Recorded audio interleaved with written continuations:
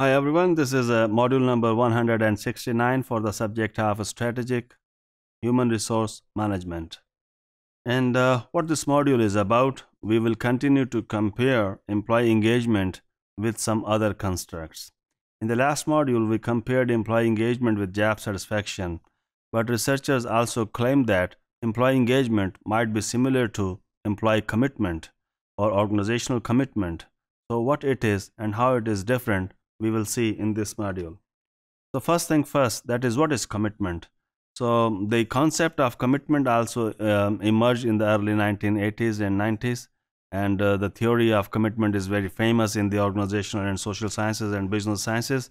So commitment has also three forms, whereas employee engagement also has three forms.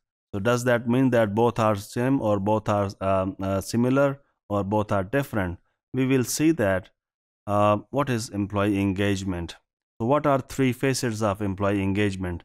So they are continuous commitment, affective commitment, and normative commitment. So what is continuous commitment, affective commitment, and normative commitment? We will talk about that.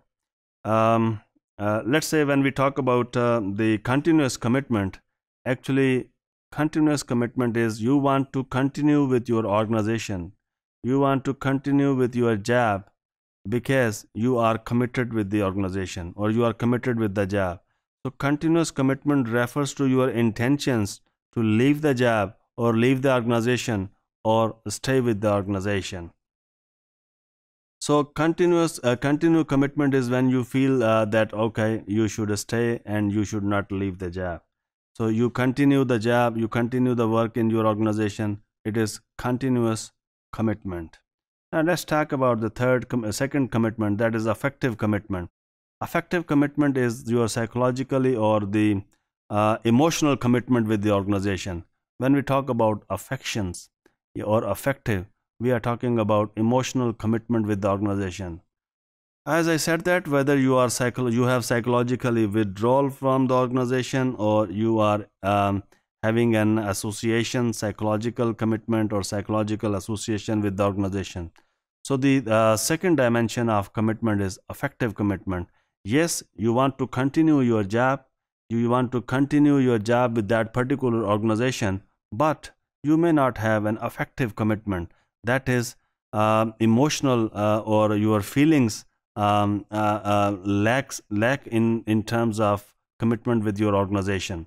So the third is normative commitment. When we talk about the normative commitment, that is derived from the norms. This is how you compare whether you have the benefit to stay in the organization or whether there are no benefits to stay in the organization. You compare that. When you see there are benefits to stay with the organization, you stay with the organization. When you see there are no benefits to the organization, you don't stay with the organization. So these are the three different forms of employee commitment: of continuous commitment, affective commitment, and normative commitment.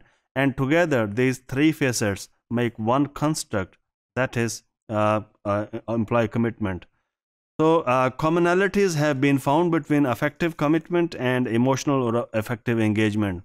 As I was talking before, if you see that emotionally engaged or you have a feelings for your organization, there might be, it looks like that there are commonalities between the this dimension of employee commitment and the affective engagement or that dimension of engagement, that is emotional engagement.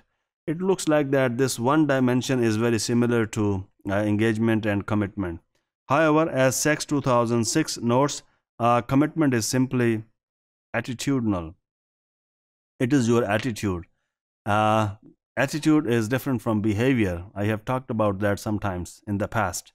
So this is your attitude towards your organization, that you want to stay with your organization. This is your attitude. Or you want to keep on changing different organizations. This is of your attitude. Or you want to give something in return to the organization when they have done something for you. This is your attitude. So however, Sachs notes and he suggested that commitment is more like an attitude, whereas engagement has additional dimensions. For example, that is behavioral dimensions. You have It is not your attitude. It is through your actions. You have to demonstrate that you are engaged with the organization.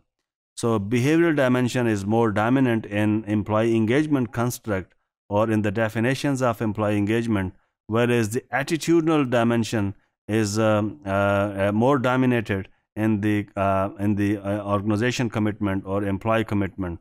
So these two constructs are seems different. However, there might be a little overlap or there might be some similarities, but it is hard to say that both are same or both are not different from each other.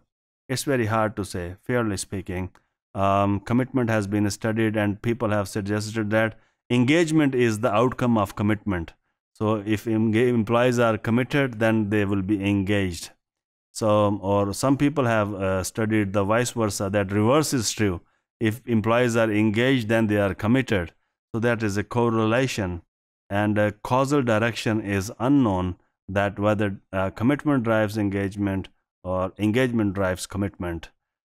Anyway, thank you.